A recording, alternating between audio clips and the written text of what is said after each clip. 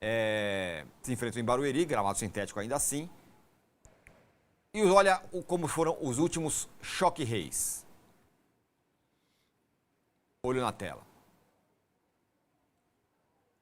Desde 2003, está lá embaixo, ó, Palmeiras 1, São Paulo 2, lá no Allianz Parque, lá no canto 23, lá de baixo. 2023, né? 2023. Depois teve Palmeiras 5, São Paulo 0. Dorival Júnior Feeling. Dorival Júnior. Lucas Moura e Rames desfilando pelo... O jogo que o Textor considerou suspeito, lembra disso? Isso.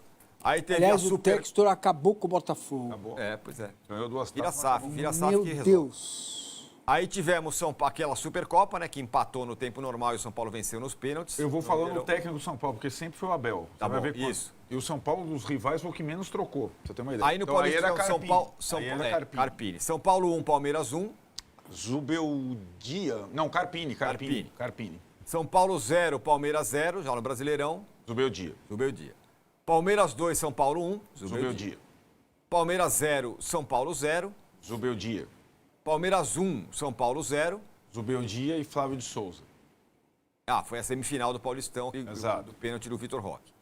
Palmeiras 1, São Paulo 0 no Allianz. Não, lá em Barueri, primeiro gol do Vitor Roque no finalzinho do jogo. Primeiro gol do Vitor Roque. Não, segundo gol do Vitor Roque pelo Palmeiras, gol do Vitor Roque no final. Isso aí. E Palmeiras 2, São Paulo 2, Palmeiras 3, o jogo lá do Ramon Abate Abel. Crespo com o Ramon Abate Abel. Exatamente. Então aí os últimos 10 confrontos, amplo favoritismo ao Palmeiras, né? Mas não tem disponibilização não, isso aí é coisa da minha cabeça. Na verdade, sim, pelos resultados, acho que o São Paulo tem uma vitória, foi em 2023, é isso? Isso. Né? Mas fora aquele amasso dos 5-0, foram sempre jogos parelhos, né? Inclusive o último muito polêmico. Perfeito. Então, tá aí, os últimos choque reis. Massa, é um confronto em que os dois técnicos entram, não no mesmo nível de pressão, mas pressionadinhos. O Palmeiras precisa vencer, a torcida está meio pé da vida com o Abel, o Crespo nem se fala, precisa vencer porque precisa salvar o time do rebaixamento, enfim. A questão do Abel, ela transcende esse início de ano, né? Tem muito de 2024 e 2025 que está aí e que acho que não vai ser contra o São Paulo que ele vai conseguir fazer o time jogar mais futebol. A questão está focada no campo e bola, né? Pouquinho que a gente viu contra o Mirassol, os 2 outros primeiros jogos não foram jogos de se chamar a atenção. Agora é outra história, a jabuticaba mais doce, né? Clássico, né? E vai voltar a tropa de choque. Tem condição ou não tem condição, vai estar tudo lá para jogar. Deve ser Carlos Miguel, Kelvin, Gomes, Fux e o Piquerez. Aí eu tenho uma dúvida, o Marlon e o Camisa 8 eu tenho dúvida se vai ser o Larson ou o Luiz Pacheco, né? E também tenho dúvida entre o Maurício e o Então vamos Andrés. colocar a tela aí, o provável Palmeiras, então, pra gente ir falando, mas pode falar. Tenho essas dúvidas e aí na frente é o Alan, Vitor Roque e Flaco Lopes, tá? Os 3 vão jogar.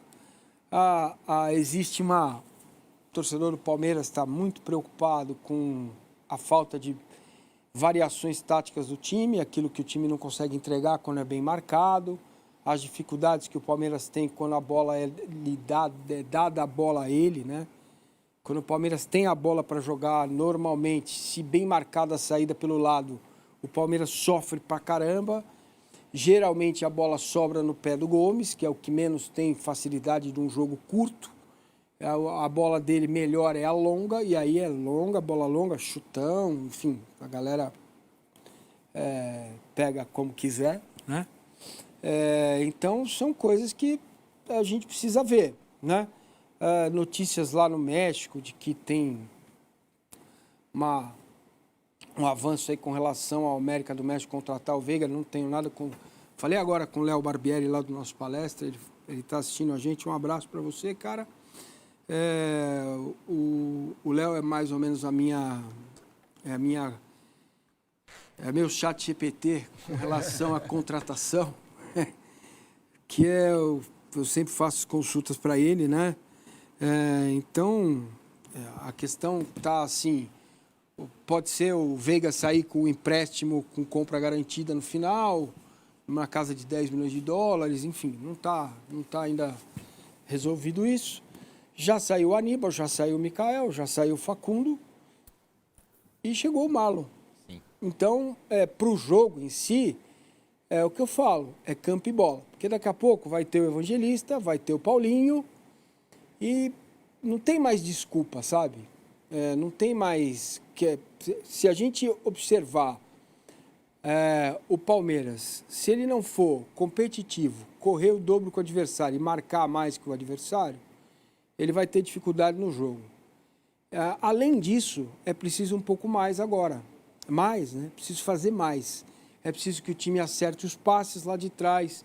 É preciso que a construção do jogo aconteça. É preciso que o Palmeiras tenha um cara a mais no meio-campo para quando for sair jogando, os volantes não precisarem ficar tão recuados, né? Enfim, tem questões que estão direta e exclusivamente no colo do treinador. Não tem nada a ver com manager, com eu vendi 2 bilhões, ganhei 100 milhões, acabou essa história. Essa história aí vai ficar, se você insistir nisso, vai ficar falando disso, não pega nada, tá? Certo? Então, tomando de 4 no Novo Horizontino, nem do pênalti patético que aconteceu em cima do Alan, você pôde falar, porque somou de 4, né? As coisas, a meu ver, não estão dissociadas, isso passou batido, né? Foi pênalti, foi muito pênalti. E o VAR era o VAR daquele Corinthians e Palmeiras que teve o VAR manual, né? Então eu vi, foi pênalti. Não foi pênalti no Dudu, manda voltar o pênalti daquela final do estadual. Então, está em cima do Abel, produção, time jogando bola. É isso. Bom, do outro lado, vamos dizer que a coisa não está muito boa. Aliás, deve estar bem pior pro lado do São Paulo. Eu acho o São Paulo o adversário ideal para o Palmeiras nesse final de semana, por uma série de circunstâncias. A mobilização já ocorre por si só, num clássico do Palmeiras, né? E do São Paulo, só que o jogo é na casa do Palmeiras, torcida única e tudo mais. Talvez tudo que viesse, se fosse o Corinthians, diferente. O Corinthians é pedra no sapato do Palmeiras nos últimos tempos e causaria um desconforto gigante no Palmeiras enfrentar o Corinthians nessa situação. Se fosse o derby no sábado, em vez do choque rei. Qualquer outro time do interior não teria a mesma... Então, acho que para o Palmeiras, ainda mais pela fase do São Paulo, as questões do São Paulo caem como um adversário ideal. No lado do São Paulo, diferentemente do Abel, o Crespo ele não está pagando o ano passado, ele está pagando esse ano, sobretudo. Uhum. Caiu o presidente, as coisas extra-campo estão deixando de ser uma muleta. Ele começou a se expor demais nas entrevistas a partir desse ano. E ele vem de um jogo em que a estratégia foi completamente equivocada, com uma assinatura no final desastrosa que provocou a derrota e a cola na zona de rebaixamento. A grande probabilidade, matemática, é o São Paulo entrar para jogar contra o Palmeiras já na zona de rebaixamento. Se acabar o jogo perdendo, ele vai continuar na zona de rebaixamento, faltando 3 rodadas. E eu falei isso desde o começo, não, alarmista, não sei o que lá. O São Paulo, nesse Paulista, corre um risco gigante de cair, porque a tabela é uma sacanagem feita pela federação. Ninguém no São Paulo se atentou a isso. Então, o time é o que visita o Mirassol, visita o Corinthians, visita o Palmeiras. Então, se ele falha numa das partidas poucas obrigatórias em casa, ele corre um grande risco de cair. E ele falhou. Ele perdeu a Portuguesa. Então, o São Paulo está nessa situação. Sendo que o Massa nem falou, mas ele já tinha alertado, antes mesmo do Abel se colocar nessa situação, antes dos 4-0, que a situação do Abel não é exatamente para o Paulista, é para a temporada, pelos títulos grandes que começam a ser disputados a partir de quarta-feira na Arena MRV, no caso do Palmeiras, e para o São Paulo contra o Flamengo. Cara, o São Paulo esquece, a semana vai ser Paulista, porque a corda está no pescoço. Então a semana é o Palmeiras e o Santos depois. O Flamengo no Brasileiro a prioridade passa a ser o Paulista. Não para ganhar, para não cair. no Paulista, que é uma das poucas coisas que resta ao São Paulino. Com um detalhe em relação ao Crespo que o Abel não tem. O sucesso da categoria de base, que no ano passado fazia a mesma pressão no Zubeldia, só que o Zubeldia era a questão... Lembra quando o Zubeldia foi para o Allianz Parque jogar contra o Palmeiras, depois de ter passado por Brasília? Empatado os 2 jogos, porque o Casares vendeu o mando? Sim. Então ele chegou contra o Palmeiras com a faca no pescoço, sem poder aproveitar os seus jogadores mais velhos, porque o Lucas não joga no sintético, não vai jogar de novo. O Oscar não jogava no sintético. E o Caleri, pelo jeito, vai, mesmo que seja para ficar no banco, mesmo que seja para estourar o joelho de novo, porque a situação exige. Dessa vez, não é para a pressão que o Zubeldia vivia, para... Olha, se você não se classificar para as finais do estadual, você está ferrado. Não, é para não cair. São Paulo não vai se classificar para as finais do estadual. Isso já está na conta. Então, é uma preocupação maior. E o sucesso da molecada na Copinha, que também impressionava o Zubeldia, a mesma situação, com o mesmo Alan Barcelos, com outro time, coloca, mesmo que o Crespo esteja aproveitando mais a base do que o Zubeldia, porque está tendo um rodízio de jogadores, coloca lá, pô, o São Paulino, que foi em 25 mil pessoas na quarta, foi em 23 na quinta, contra o Ibrachina, e é um torcedor hoje que se envolve mais com a base, sente mais prazer, inclusive de resultado, com a base do que com o profissional. Então o Crespo se colocou nessa situação. O Alan Barcelos foi sombra para o Zubeldia, hoje ele é sombra para o Crespo. Ele está em mais uma final de Copinha. E o São Paulo, que adora o gramado sintético, mas não tem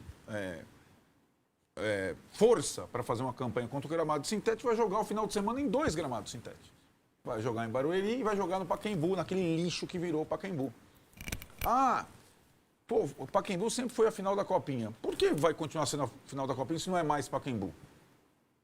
Ah, o Corinthians e o Palmeiras só jogaram em casa a final porque o Pacaembu estava em reforma e não tinha um alvará quando o Corinthians foi jogar contra o mesmo Cruzeiro, por sinal.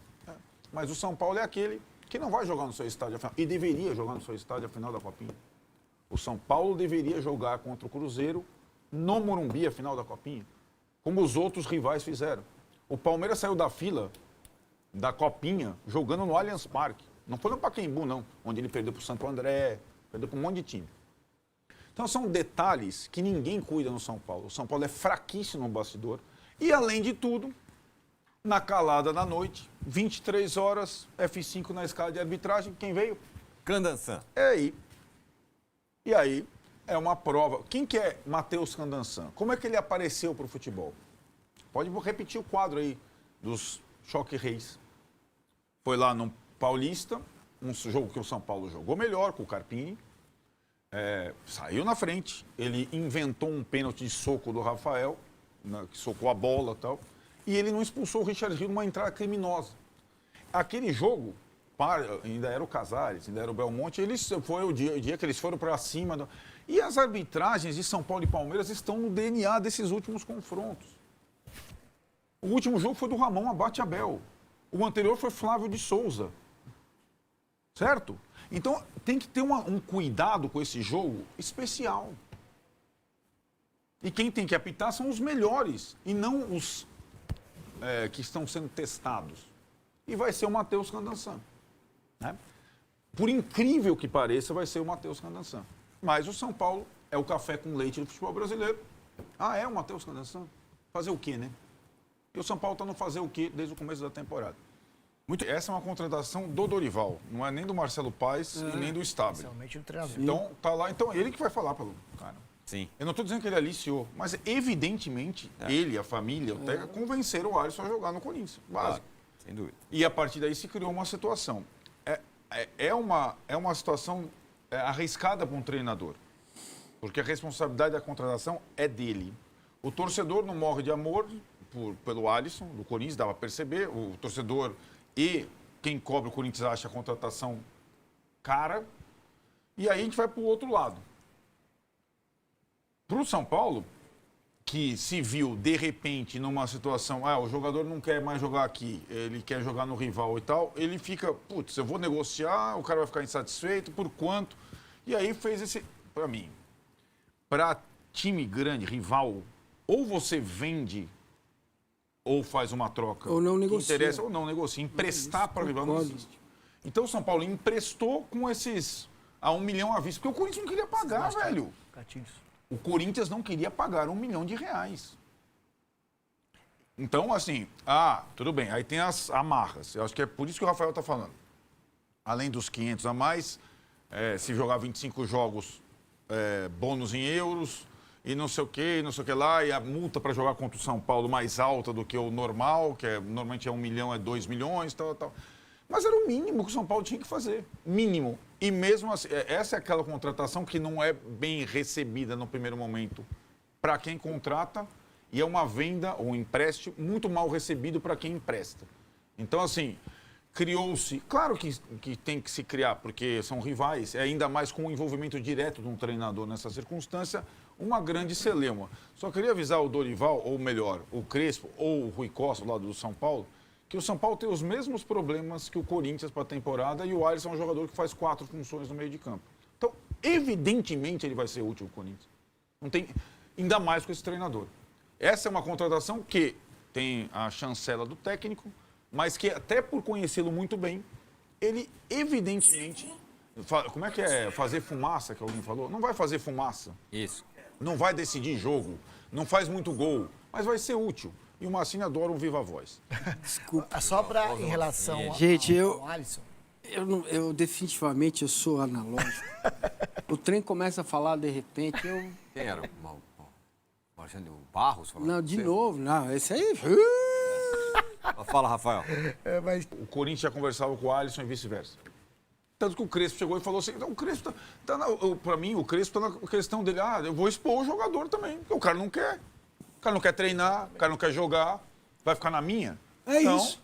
É dele. O jogador tem que arcar com as consequências. Eu sei disso, eu concordo. O jogador tem que arcar com a consequência. Ele está trocando um clube pelo rival porque ele quer, ele faz questão. Não tem que colocar no colo do técnico, não. Tô de acordo. Tá errado, o Ameliô tá errado. Eu não vou pedir o grampo do telefone do Dorival ou do Lucas Silvestre, que trabalha no São Paulo, mas evidentemente eles falaram com o jogador. Não, claro. É evidente. Mas isso é normal, acontece, não é ruim. Normal. Isso não é um problema. O Crespo é legal. Mas aí eu vou... E tá aí, galera, o que você acha dessa venda do Alisson aí pro Corinthians aí? Foi ingrato?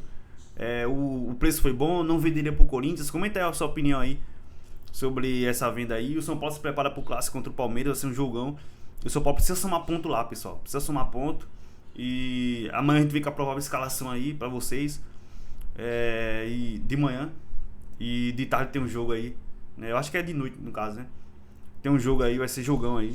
E bora ver o que acontece, cara. O São Paulo não pode perder esse jogo, velho. Tem que somar ponto, né? E bora ver qual vai ser a escalação.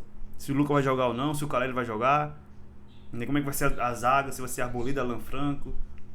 Comenta aí qual a escalação seria aí pra esse jogo aí contra o Palmeiras. Ia mais recuado pra tentar jogar pelo empate ou ia enfrentar de igual para igual. Palmeiras que não vive essa grande fase.